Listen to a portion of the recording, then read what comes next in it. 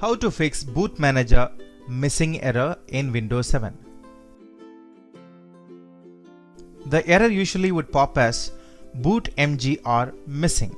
Method 1. Step 1. Perform the startup repair from Windows 7 installation media.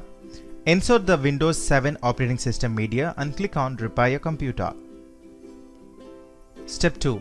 Click on Startup Repair option. Step 3. Select the operating system which you are going to repair. Step 4. Click on Restart button. Check whether problem solved or not. The other method. Step 1. Boot the system to Windows 7 Recovery Console. Click on Command Prompt. Step 2. Let us assume Windows 7 installed in C drive.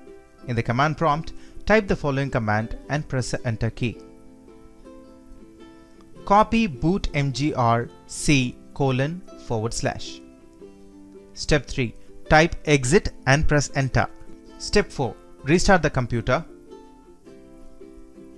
Hopefully this should fix the error. Else we have another method as well.